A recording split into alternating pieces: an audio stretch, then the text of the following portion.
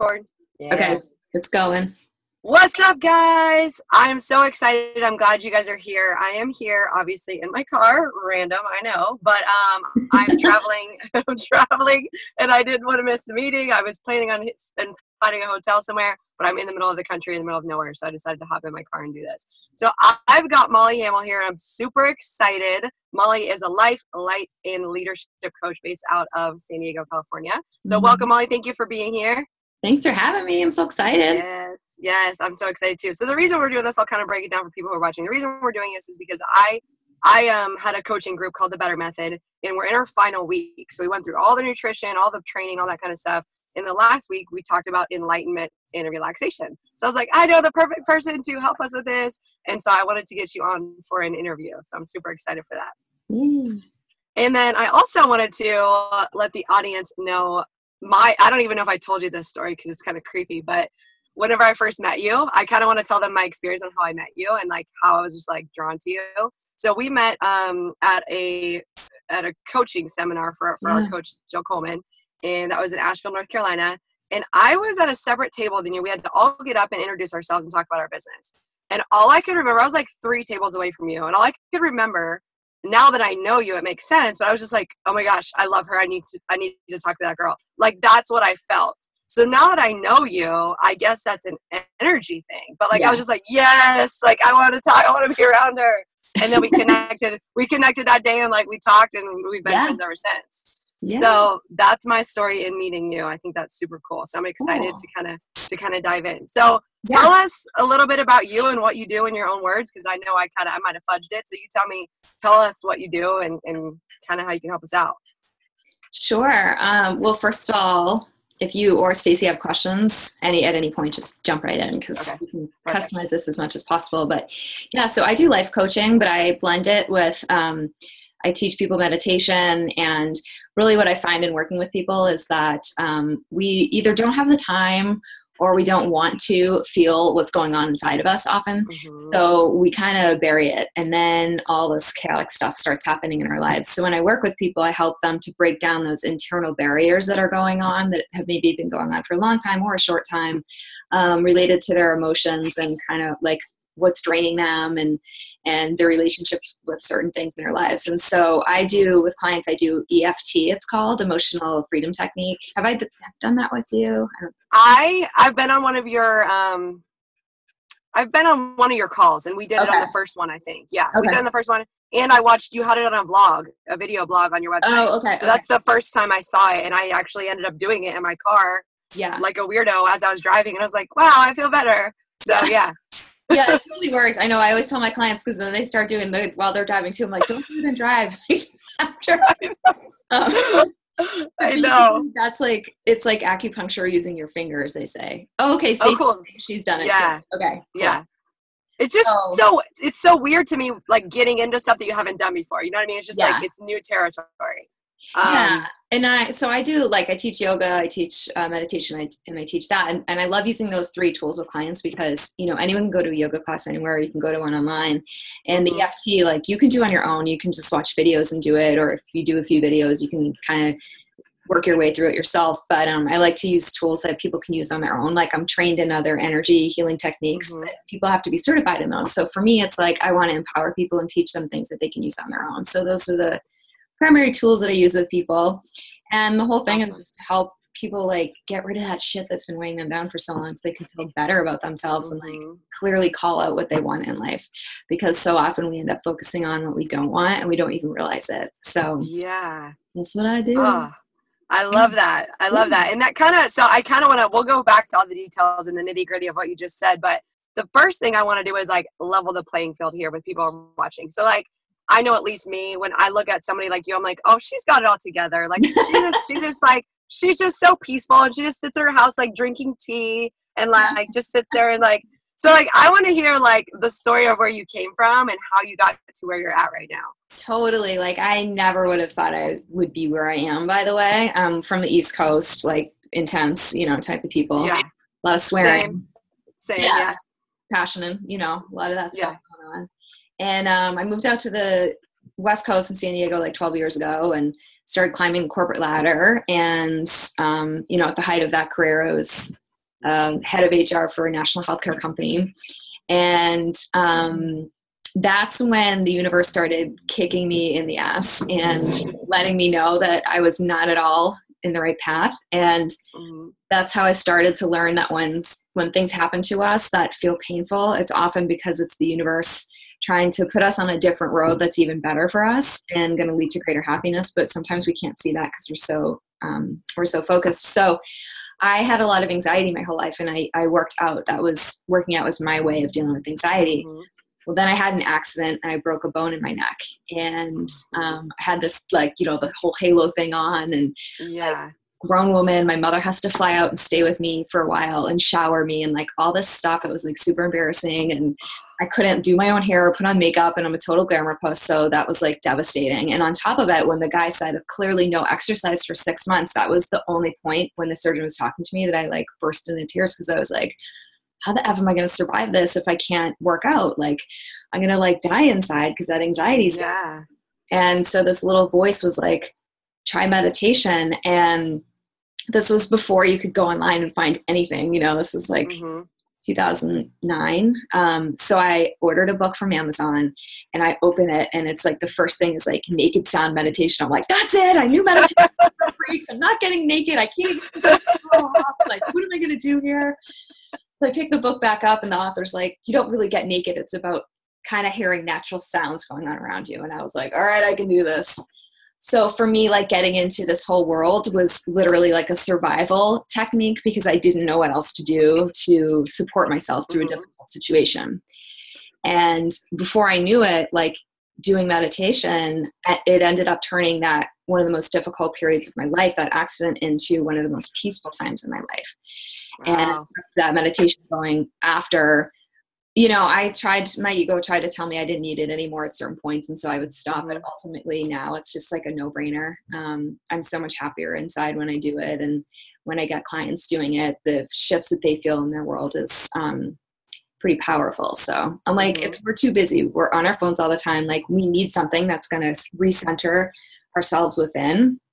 Right. From that place of power and clarity in order to create what we want. So I totally feel that. And I see that, like, I do it too. And I know a lot of people, like, we find ourselves like relaxing, but we're just scrolling through our phone, or we're watching Netflix, but like, we still have all that icky energy, and we're just ignoring it. We're just like sitting there, but ignoring that energy. So I think that's something brand new that I've learned, is like, oh, I'm relaxing, but I'm not really relaxing because I still have all that stuff going on I'm not addressing. Yeah. So yeah.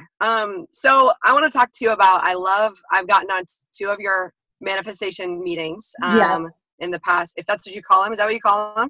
Yeah, I call them my monthly manifesting meeting. Okay. Yeah. So I got on one in January, and then we just had one. You just had one like last week or something. And those are super cool too. So tell me about like the techniques that you use, and how I know it aligns with the moon and all this kind of stuff. And the first thing I have to say is, like, I'm a spiritual person. I guess I'm a religious person. I grew up Christian, and this stuff, like stepping into this spiritual realm, for people who do come from a background of religion, like, where do we navigate that, and how do we know, like, is this bad? Is this good? Is this good energy? Is this bad energy? And how do we put them together, like, with the faith that we have? So I kind of asked you like 5 questions, but let's start with the faith one, and just say, like, what's your religion? What's your faith? And how does this stuff intertwine with what we already know? Yeah. I mean, I was raised Catholic, and I do not have a connection with that church. Now, my sister was raised, she's 3 years younger than me, and she was raised in the Catholic church and had a totally different experience. The parish that we were at, 2 of the biggest child molesting priests were there, and it was by people and older. So I was like more affected by that. And for her, she really wasn't as much. And then also she lost a few friends. And so her religious faith really grounded her. So I totally respect and love when people have a connection with their religion. One of my struggles in life was finding a connection with God and Jesus outside of religion, because for me, religion kind of had some of those connotations that I experienced at a younger age. So I don't know if I'll go back to it someday or what, but right now I mean, I would consider myself extremely connected to God, but just not going to a church or anything like that. Right. And I didn't even know what energy stuff was either. I was like, this sounds crazy, but I was going through a divorce. I was like fighting for my job. They had just laid off every other executive. I was like the last one there. And I'm like, it's either I'm leaving or they're getting rid of me. And like so much change was going on. And like 3 friends were like, you should go see an energy healer. And I'm like, WTH is that? Like, what is it? Like, that's so crazy. And then I was like, you know what? I've tried everything else. Like the wine's not doing it anymore. The food isn't doing it anymore. Like therapy's not even doing it. Like I got to try something different. And I was like, you know, maybe it's the universe telling me to try this. So that was my first introduction to what like energy work is. Mm-hmm. And the woman that I go to is extremely Christian, my original energy healer teacher. So for me, it was never like this weird or bad thing. She had a near-death experience, and that's what got her into the work that she does. But I guess because she had that religious background, it never really I don't know, crossed my mind that it was something bad. It kind of like opened it in a loving way. And she actually was the one who started lecturing me that I need to reconnect in a relationship with God. So that was really when I started doing that at that point in my life. But the stuff that I talk about energy is just like going inside and really understanding like what's going on for you, you know, because we go through our day and we're like kind of unaware of how we're feeling. And when we can be aware of that, we can make so many better decisions and come from a really authentic place that we're not able to if we're all like jumbled up and like have stuff piling on us. Now I happen to like, I am intuitive, so I can see things in energy bodies, which is weird. So that's something weird about me. But even if you can't see that, like, have you ever walked into a room and you just kind of like get a vibe about someone like you did with me that day, right? Yeah. Because we have energy bodies that surround us like 40 feet around us. So our energy is literally connecting before we've even maybe seen each other's face or like said hi. And so that's why you kind of get vibes about people. Mm-hmm. So when we process our emotions, when we eat what our body needs, it's like our energy clears. When we exercise, that's another great way to clear our energy. And I'm all into it because it's like when that happens, we're happy and really have a great life. So for me, it's like a very practical approach to the whole energy world. It's just like connecting with ourselves, connecting with our source, which is God or whatever, you know, for other people, because that's a part of who we are, and keeping that channel clear, you know? Yeah, I totally love that. And I used to be the one where I was like, I have to go to church on Sundays. And I really, to be honest, don't get a lot out of going to church on Sunday. If I actually could sit alone by myself and do some energy work, I get more out of going to a church that I don't really feel like going to because I'm just doing it out of habit, you know? So you're not actually making that connection that you talked about. So sometimes, like you said, religion is a barrier to actual connection to God or connection to source, as you said it. So I totally agree with that. And I've seen that in several places as well. Yeah. And I think like you've probably heard this too, but it's like praying is like you talking to God. And when you meditate, it's like asking for God to talk to you. And oftentimes when you do meditate, you get these like wild, amazing ideas. And it's like, where did that come from? You know, I mean, it wasn't when we were like on our phones. It's like when we're allowing that connection with divine to open up, that's when we have all those amazing ideas. And now tell me, so this meditation we talk about, it seems like the word is very, at least for me, it's very, it's kind of like scary. Like, I don't know how to do it. I don't know what to do with it. I think everybody's like, am I doing it? Am I doing it now? Like like, you don't know, like, am I meditating? So tell us, like, how do we start doing it? Like, and how do we know if we're doing it? Totally. That's like the best question ever. Cause that's why I didn't enjoy meditation for a while, because I was like, am I doing this right? What is this? Yeah. And so that's what I break it down a lot for people of just like, you are. And I remember when I was getting trained in transcendental meditation, which I don't do a lot of, but it's very popular. But they taught us that they like hooked people up to machines. And even when people felt like my mind's racing so crazy, I'm not meditating right now, the machines showed that their brain started functioning differently. In other words, it was in a meditation state, even though those thoughts were still coming. And I think the biggest misconception is that, because we see, like, if you go onto like Google and you type in meditation and images, it's like you know, this like beautiful girl on a mountaintop, like having this aha moment, so much peace. And reality inside your head sometimes like, you know, but that's still meditation too. So what meditation really is giving yourself that space. So of course those lovely times are amazing, but it's about when that thought comes up, you just notice the thought. You're like, hey, what's up? Okay, there you are. I'm not going to focus on you right now. And then you just return your awareness back to your breath or to your mantra or whatever it is that you're doing during your meditation. Mm-hmm. So what it really does is training your mind with mindfulness, with self-awareness, so that when you're outside of your meditation, for example, with the awesome women who are in this program with you, like you're training your mind to be aware and to consciously choose. So next time you see that donut and you're like, all right, I already had one today. You just go, oh my gosh, I'm totally obsessing about this donut right now. And just by being aware of your thought, that it like loses its power on you. You're like, oh my God, what's up, donut? Like you kind of like get me to like eat you, and I'm not gonna go there right now. Instead of locking into that war of like, should I have it? Should I not have it? When you take that step back and go, oh, look at my mind right now. It's totally in a war right now about whether I should have this. It just totally relaxes you. I love that. And so that's what meditation is. It's just, and sometimes you do get to that totally tripped out Zen place, right? But the second you realize that, you're back into like realities. Right. Those moments are like awesome, but they're fleeting.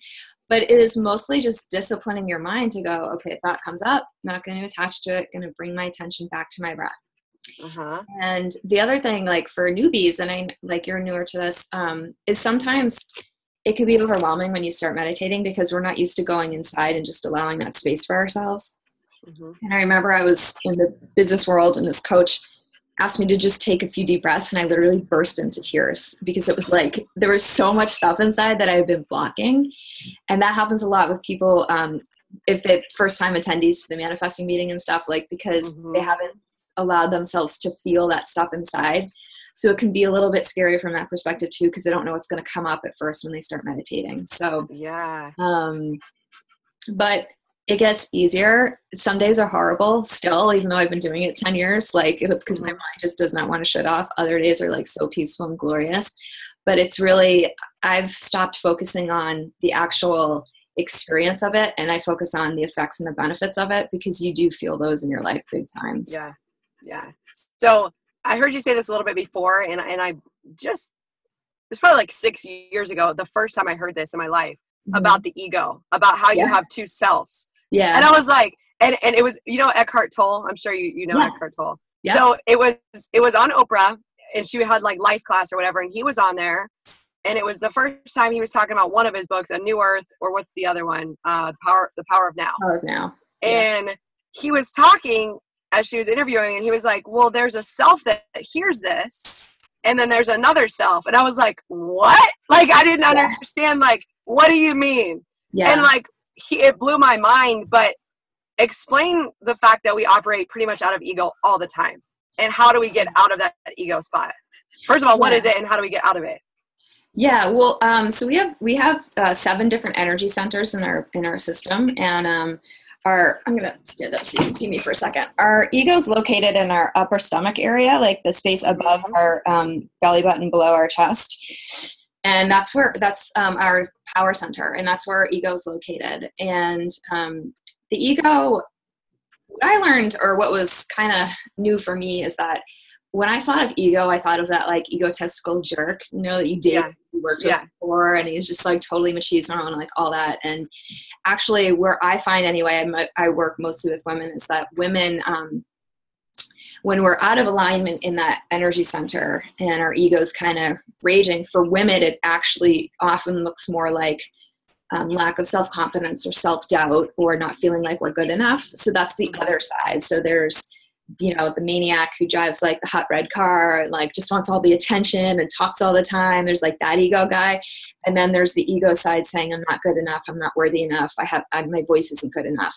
And so both of those are when our ego is off balance.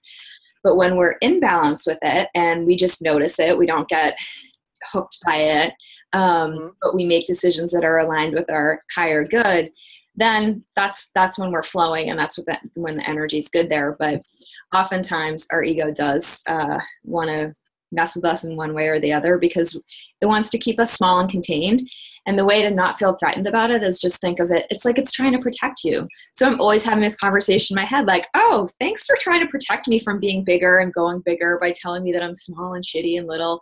But I'm not going to listen to you right now. I'm going to thank you for saying that, and thank you for trying to protect me, but I'm going to move on with my bad self instead of listening to that. So yeah, I love that. And I think a lot of people, I had a conversation with a client today about, they identify with that. So they decide that's who I am versus, no, that's my ego and that's separate from me. And I don't have to do or feel the way it's trying to make me feel. Exactly. It's another part of who we are, but it's not us. And in the Wild Light Warrior program that I do, the first month we actually work on ego, because basically our egos want to sabotage so much. But what we do is talk a lot about our worthiness set point, because ego is related to worthiness. Mm-hmm. So have you ever noticed that, like, when you meet the best guy in the world and things are going well with your family and your body's like in great shape, it's like all of a sudden your career totally falls apart? Have you ever noticed that? Yeah, because you can't have everything perfect, right? It's not in line or something. Yeah. So what we work on in that program is like diminishing the ego, because it's like our ego thinks that there's a set point that we can't get above that. It's like a glass ceiling for our ego. Like, we're not allowed to have more happiness than that. So if this goes well in our life, we need to kick this down so that it's always even. Right. So we work through being able to raise our worthiness set point. So it's just another way of identifying, like, oh, you're just trying to keep me small. You're just trying to kick down this area of my life. Not going to let it happen right now. Thank you very much. And is that why, and sorry, I'm getting hot because I'm literally sitting in my car sweating. I'm gonna strip for you guys real quick before I start sweating.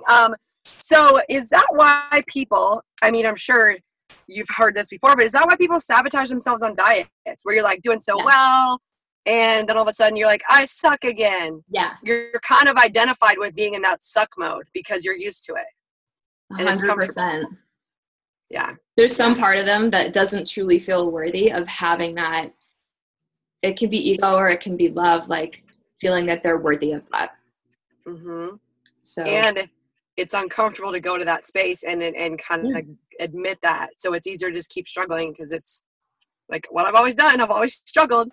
So what do they do? Like, what do they do? I guess tuning in, and number one, and being like, oh, reflecting inward and listening to what we're saying and being like, okay, I never thought about that. Yeah. So maybe being aware is the first step. What's the second step? What do they start doing next to try to start working with energies? That's usually when I have people do the EFT stuff, because EFT literally can knock out subconscious patterns in our brain. It can knock out phobias, fears, everything else.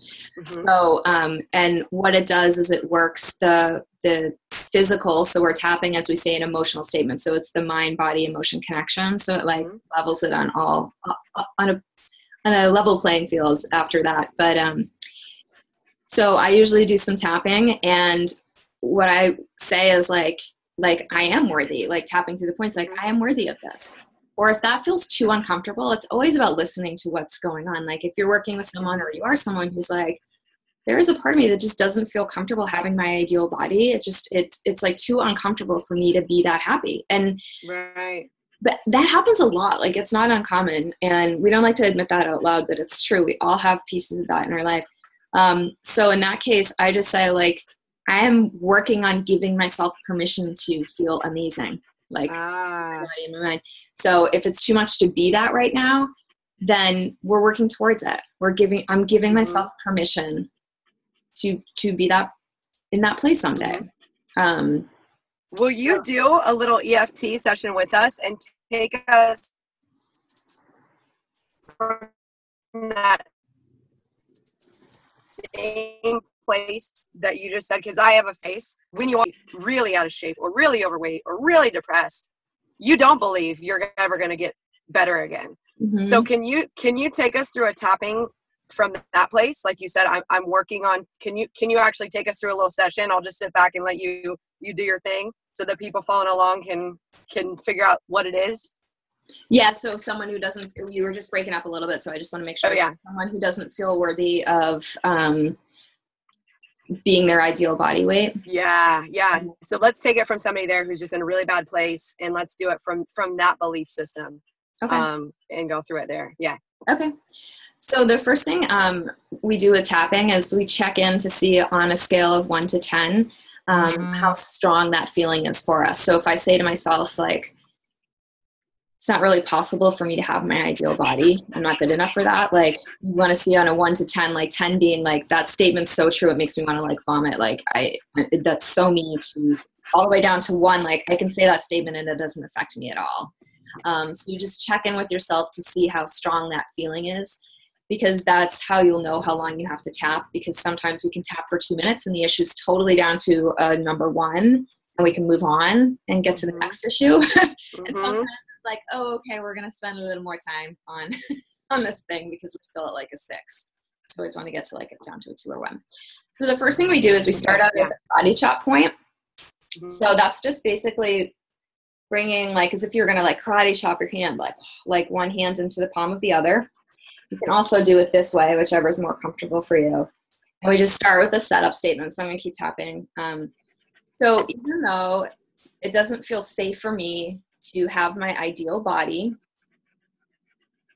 I deeply and completely love and accept myself. So if I'm doing this myself or I'm coaching someone, you typically want to say it out loud, unless you can't. Like, if someone's going to hear you in the next room, you feel weird, you don't have to, but it's best to say it out loud if you can.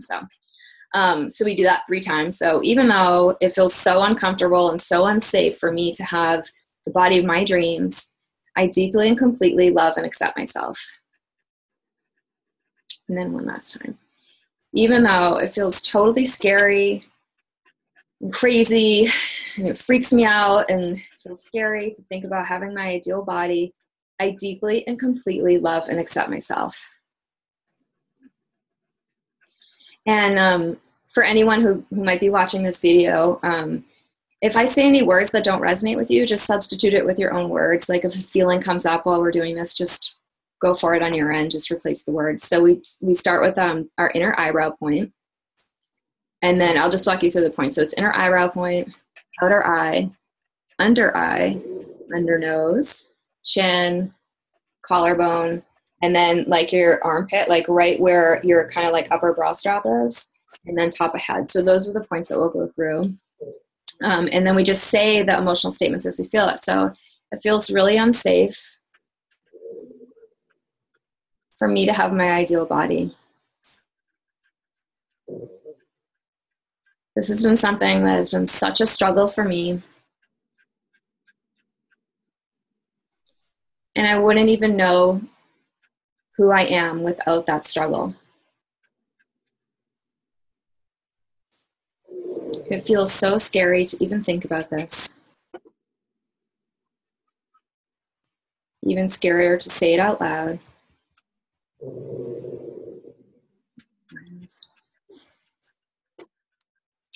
Underarm.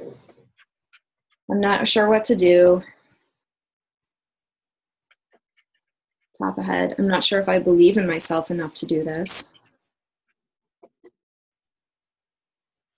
I'm not sure if it's safe for me to do this. Who would I be if I wasn't carrying around all this extra weight?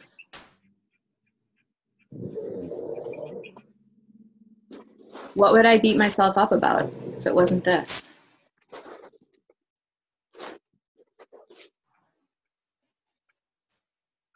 It feels so scary just thinking about it. All these judgments that I have, all these judgments that other people have about me. Underarm, it feels so scary. So typically, like, you'd go through a few more rounds of that. So you do like maybe 3 to 5 rounds of kind of the negative, like releasing the negative thoughts that are inside, the negative feelings. And then you go through a couple rounds of positive once that number's gone down from a 10 to like lower. So we could, pretending or like that just cleared, we would then go into the positive rounds, which is, even though it feels scary for me to have my ideal body, today I am declaring to the world Oh, I just got a question from Stacy. Stacy asked about different points. I was taught to finish brushing my finger. I don't know. I haven't heard that one. But if that works for you, go for it. But you tap each point 5 to 7 times as you say the statement, either in your head or out loud. And those are the different, and I can send everyone in this call, like I have a 2-pager on this, so I can send it out to everyone. Awesome. But we just say like, today is a new day, and I'm totally 100% giving myself permission to imagine it's possible to have the body of my dreams. And today I give myself permission to start thinking about that and imagine what that would feel like. So you'd go through a couple more rounds of positive. I can actually do one for your group. We could talk offline, Camy. And yeah. When we could schedule and everybody could get together, that would be really cool.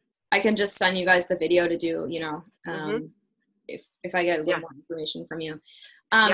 Stacy, like sometimes with people when it's like really like they just cleared a lot, or we've done this on the manifesting meeting, like I'll play like a fun song and just like shake the energy off, like, oh, let's flick it off, like get it off me, like it's done.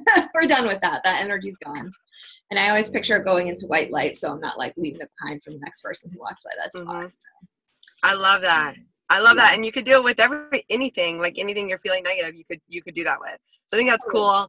Remembering to do the thing in the beginning where you basically affirm yourself, and you do that 3 times, and then you go through the negative feelings that you're feeling, and you do that 3 times, right? Like through the system, and then you follow up with 3 times of leaving with a positive. Is that kind of summary? Yeah. Yeah. Okay. Yeah, I actually tried to do it the other day and I forgot, and I was like, "Am I doing this right?" So I want to have that for myself too. Of like, check, I did it right. Okay, I'll send you over a couple of things that you can share with your team here. Cool. Yeah. Cool. Yeah, could have just been Stacy wrote. Yeah, maybe just shaking out the energy. Probably what it was, because it's not part of it formally, but we all kind of add our things to just clear. Yeah. I love when you do the music on the manifesting. I seriously. I sit in my bedroom and like, it's just like me and my dog, and it's just such good energy every time. I'm like, this is awesome. I love it. Yeah. So that's the next thing I want to talk about. So we always talk about goal setting as a nutrition coach. Obviously we're like, we have goal setting. What do you want? And a lot of times people don't know, right? They're like, I don't know, or I want to lose 10 pounds or they're just not sure. So I know your big thing is like, figuring it out is the only way you're going to get it. So talk with me on that a little bit and how that works with the manifestation. Yeah, a lot of people, I get that too. I don't know what I want. I'm like, well, girl, we're going to find out. But at the same time, I always go back to just energetically, like, I give myself permission to get clear on this. Like, just take that next step of like, I give myself permission to get clear. Like, I might not know exactly what it is, but I'm going to start asking for signs. I'm going to start connecting with my source to see what feels good, what feels right. And something else just totally went out of my head. But yeah, I just start with, I give myself permission to figure it out. And when I do the manifesting stuff with people, and basically all that is like our thoughts attract our reality. It's 100% true. And what people often do is they think for 10 seconds about what they do want, and then they start thinking about everything they don't have, why they don't have it, how they don't want what they do have. So just notice that for yourselves, like as you go through your day, if you're doing that. Because in that situation, what I do is I have people, I have them imagine what it will feel like when they're clear on what they want. So even if they're not 100% clear, just get them energetically to that next place of what it'll feel like when they finally like jumping up and down, being like, this is what I freaking want. Like, I'm so excited. It feels so good to know that. Like, just imagine that knowingness, because that's the next level for you, for someone who's not really clear. And I love that. Just energetically, like going into it as something from a curious place or a playful place, not like a stressful thing that like has to be figured out, you know? So those are usually what I do when I'm working with them. I like that. That reminds me too, do you have a gratitude practice that you do daily? I do, yeah. Can you share that with us? Yeah, I mean, we've talked offline, like I consider myself a generalist. Like I do not like being stuck in like a routine. So I have like a lot of different ways of doing things so that I don't feel like it's something I have to do. So some days it's like in the morning, I love setting the intention of like 3 reasons I'm already grateful. It's going to be a great day. And there's something magical about that. Like when you do that, it's just no matter what happens in the day, it seems to be easier, or you end up having a more amazing day than you realize. So in the morning, 3 reasons why today's going to be amazing. And then at the end of the day, I do 3 to like 20. I mean, some days are awesome and you're just like thankful for so much. And other days it's just a real struggle to get 3, you know, but yeah. Sometimes I write them out, like when I journal at night. Other times I'm just brushing my teeth and I'm like, you know, thanking God, or, you know, whatever it is you believe in, that for the 3 amazing things, the 5 amazing things that happen.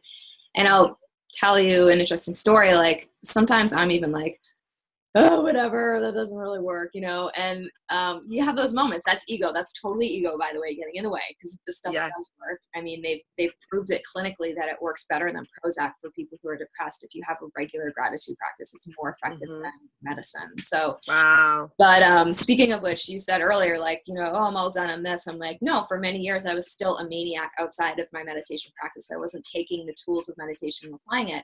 So I literally ran my body into the ground, and this whole year has been about healing it for me. I had Hashimoto's, hypothyroidism, adrenal exhaustion. Like the woman, when she did all my stuff, she's like, you should be in the hospital right now. You're so depleted. I'm like, Boston people don't do that. It's not gonna happen. So this year was a big year for me. And when all that stuff's going on, it's all hormonal, right? So my hormones are going crazy at the end of last year, beginning of this year. And I felt like depressed for the first time in my life. I've never experienced that. I've experienced anxiety. And I have to tell you, that gratitude practice, I was like, I put it to the test, and it helped enormously, because on those days that I was feeling sad because of like hormonal imbalances and stuff, I thought I had the worst day of my life. And I didn't know, like, what's tomorrow going to bring? It was just like, I felt exhausted. I remember one night I did my gratitude practice, and I realized it was probably one of the best days of my life. Like the most amazing things happened, but I would have missed it unless I had that practice to turn to and to record everything. And I was like, oh my God, I'm never ditching this practice again. That's awesome. So you actually record it on video, or you say it out loud, or you mean you write it down to record it? What do you do?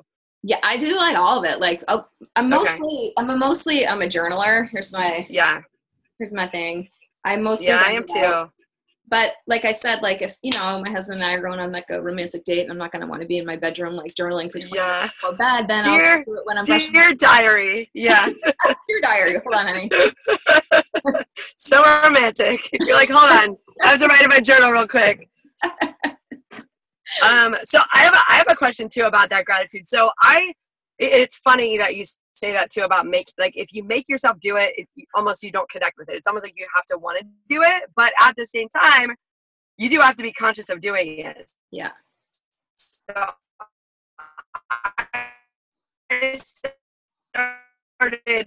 I started a gratitude practice further, and most girls do, right? But I just decided, we had 2 rules, and it was number 1, we weren't allowed to say anything negative about our bodies to each other. Perfect. Number 2 was each time we got to the gym, we had to tell the other person one thing that we were thankful for. And that actually ended up getting us on the right track, because literally like listing 1, almost it's like hard if you're that depressed. You're like, it's so hard.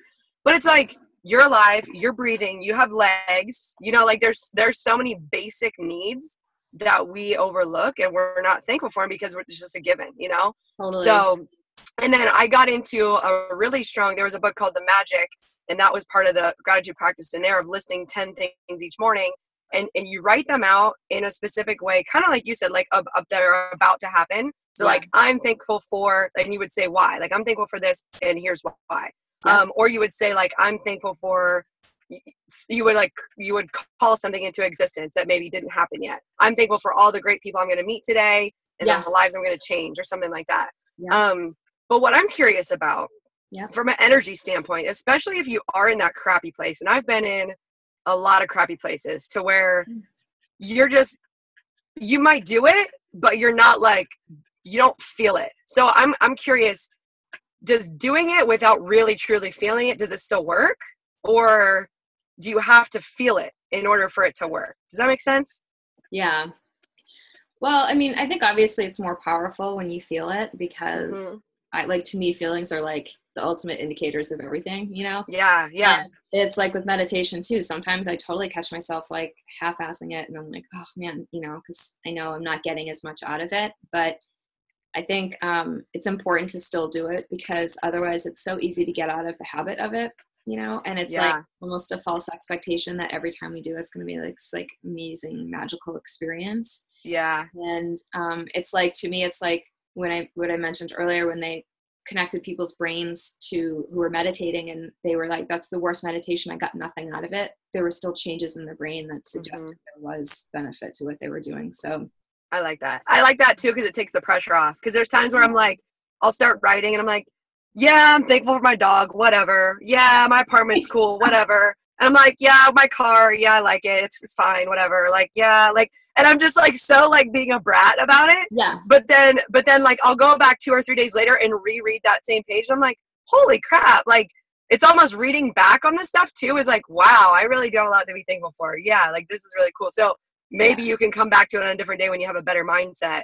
And I've done it too, where if I'm in a really, really shitty mood, I'll make myself write 50 things because like, I'm just like, oh, like I'll just grind it out. Like, okay, there's gotta be something in here that I can be thankful for. Yeah. So, and then you just start writing silly things, but like, it almost helps you to realize like, I have a refrigerator. All right, I have a refrigerator. That's awesome. Like some people don't have a refrigerator, you know?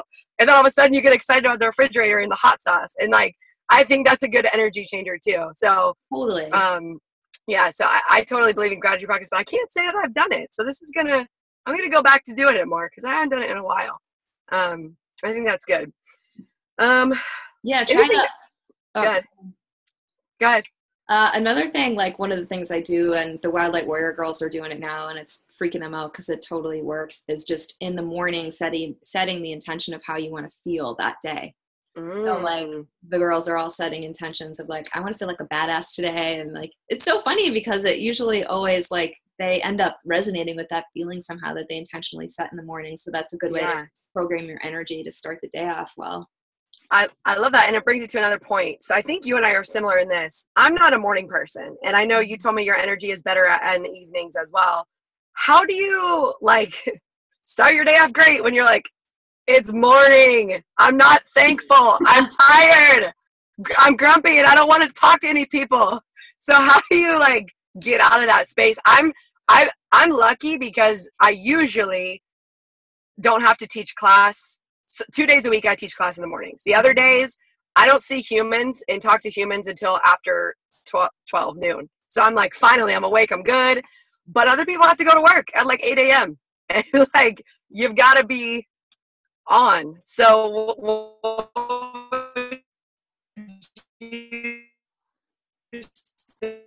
just for that. Just broke up for a second. What was the last part of what you said? Oh, Stacey said you're breaking up. I was asking just about not being a morning person and how to still do your gratitude practices or your practices in the morning.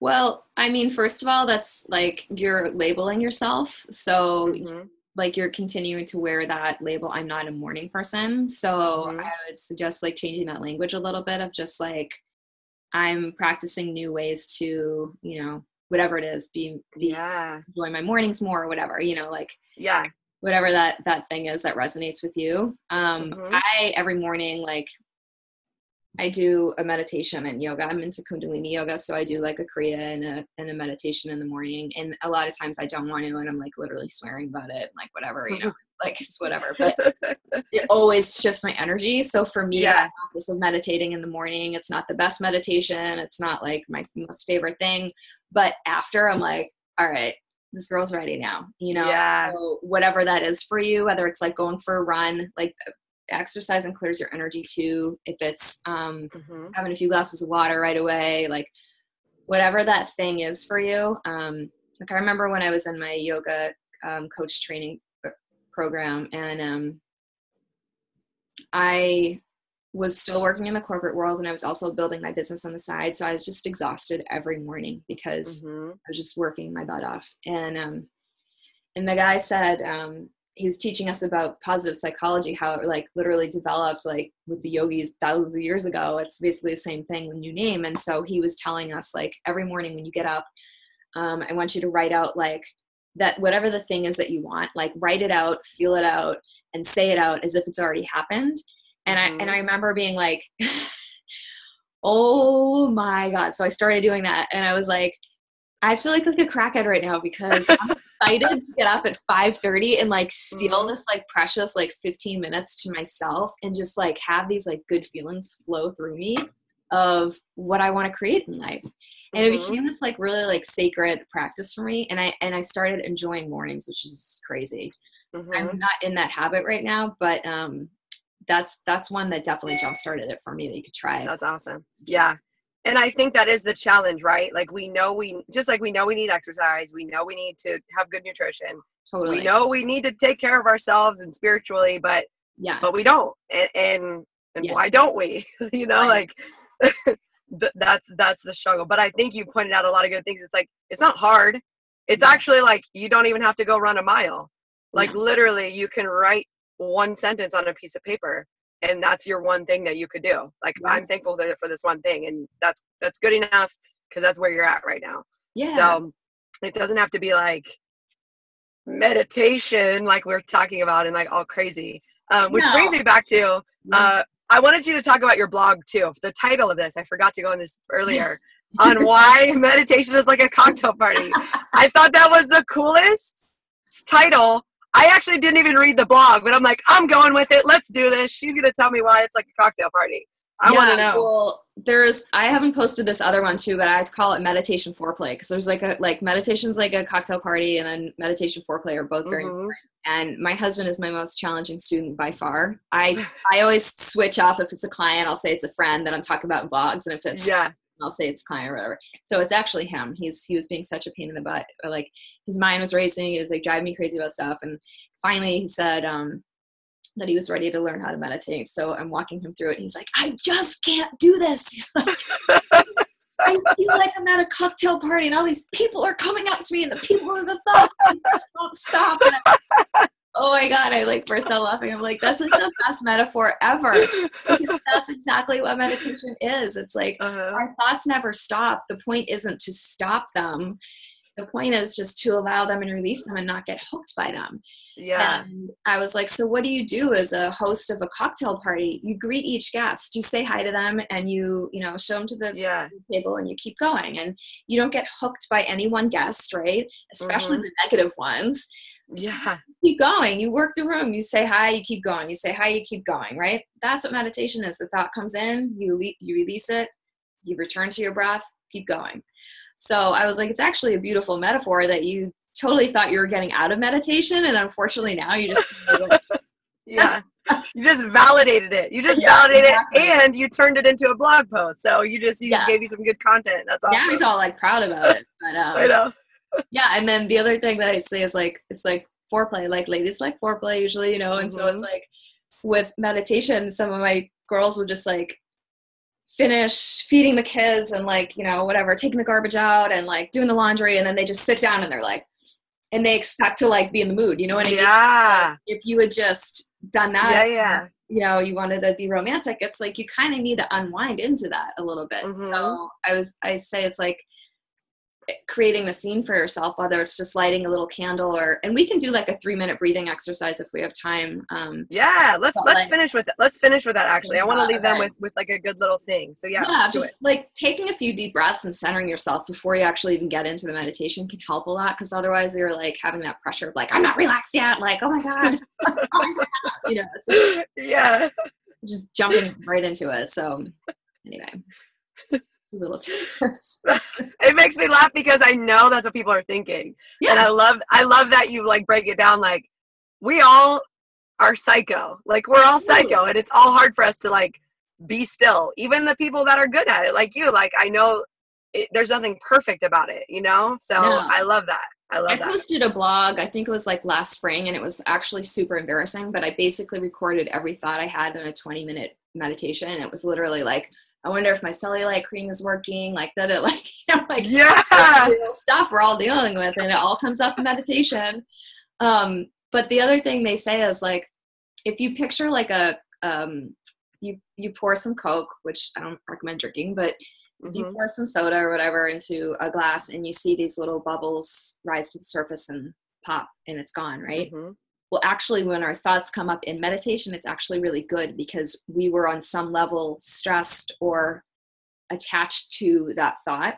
So when that thought surfaces, it's like the bubble, it pops, and instead of it going into our subconscious mind, we've just released it. So one of our yoga people says it's like emptying the trash in our mind. So the thoughts aren't bad. It's just allowing and releasing them and not judging them. Oh, that's powerful. So I love that. We're totally nerding out on meditation stuff, but I love it. I just started a new practice that I've actually been pretty good at, I'll have to say. I pat myself on the back.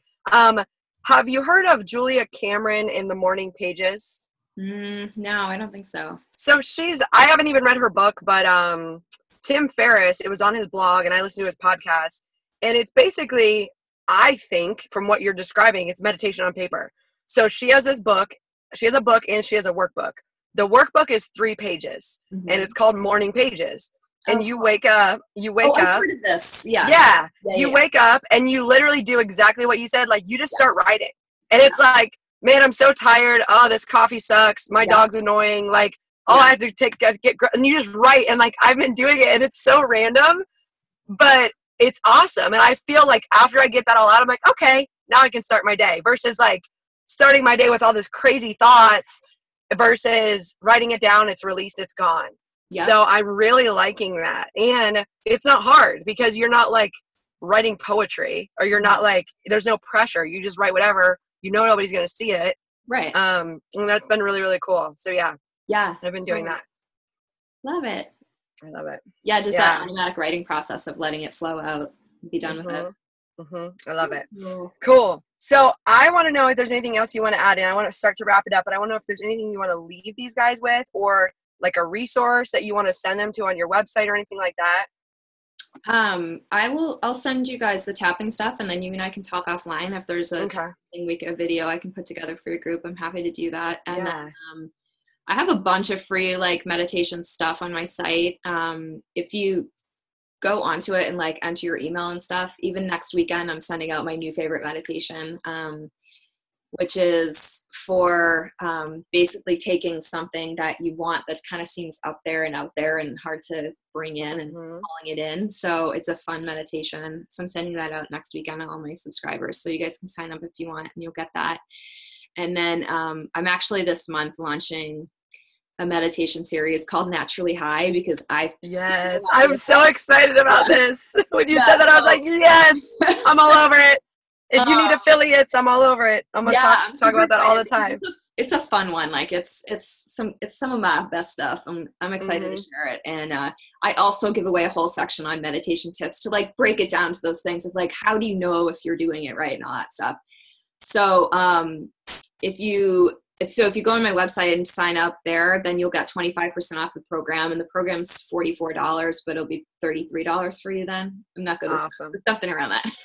Yeah. And you also, as part of that, get access to a Facebook group. So you can ask me directly, like as you're going through it, if you have questions, like, am I doing it? Like, how does it work? You can ask me. So yes. And in general, I'm going to ask you for a guest blog post and I will post on my site your stuff. Yeah. And we'll link it up. So let's do that. I for sure am all over that. That's awesome. Yeah, for sure. So we find you at mollyhamill.com with 2 L's, right? Yeah. 1 M. Yeah, mollyhamill.com. Okay. Awesome. And then we find you on Instagram, Facebook, everywhere else too? Yeah, both of those. It's just at mollyhamill.com. And Facebook, I think it's Molly Jane Hamill. It's the link, my middle name, but you can find that on my on the website. There's a link to the page. So. Awesome. Yeah. Awesome. Well, I appreciate you so much. This is awesome. Every time that I get to see your face, it just makes me so happy. I know. So I'm so excited. Next month too.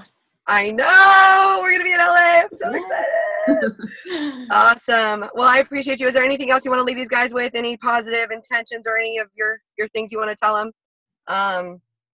Or any other resources? Okay. Just that you guys, I don't even know you, and I know you're a badass because everyone has that inner badass. So own it, love it, eat good. You're so lucky to work with this girl. I'm sure she's helping you so much. But manage your mind like we talked about. Pay attention to what's going on inside, and take this woman's guidance, and you'll be fine before you know it. And we have each other, so that's awesome. That's what helps. It helps for accountability. Okay, Molly, awesome. I appreciate you so much. I will see you. Appreciate you. Thank you, everybody, for being on, and then we'll pop this up on YouTube as well. Bye, guys. All right. See ya. Bye.